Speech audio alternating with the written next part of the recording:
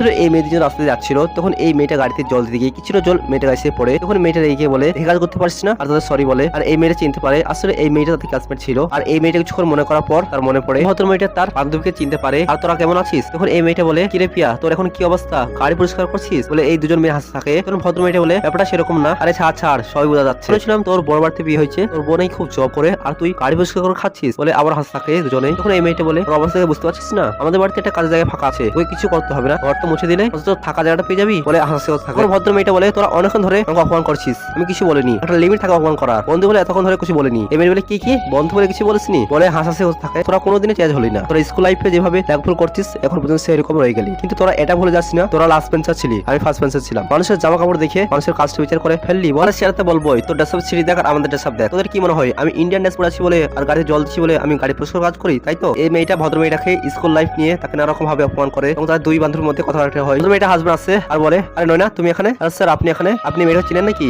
ও আচ্ছা, আপনার বাড়িতে আপনার গাড়ি পরিষ্কার কাজ করে। What is means? নয় না she is my wife. Wife কি হয়েছে? মুখ সামনে কথা বলবে। মানে তুমি দাঁড়াও, আমি ওদের পরিচয় করে দিচ্ছি। তখন প্রিন্সিপাল দেখা যায় এই মেয়েটা গাড়ি ধরার জন্য জল নিয়ে আসছে। তখন মেয়েটা শ্যাম্পু আনতে ভুলে যায়। মেয়েটার হাজবেন্ড মেয়েটাকে গাড়িতে জল দিতে বলে শ্যাম্পু আনতে যায়। ভদ্র মেয়েটা তার দুই বান্ধবীকে আচ্ছা করে জব্দ করে। তখন মেয়েটা হাজবেন্ড বলে পিয়ার ড্রেস আপ সম্পর্কে যথেষ্ট সেন্স আছে, কখন ওয়েস্টার্ন পড়তে হয় কখন ইন্ডিয়ান পড়তে হয়, কারো ড্রেস দিয়ে কাউকে জাজ করা ঠিক না। ভদ্র মেয়েটা বলে আশা করি তোদের আর কিছু বলতে হবে না, চল ভালো থাকিস। মেয়েটা হাজবেন্ড বলে দাঁড়িয়ে দাঁড়িয়ে কি দেখছো, মুখ নাও, গেট লস। বলে মেয়ে দুজন কিছু না বলে চুপচাপ মন খারাপ করে চলে যায়।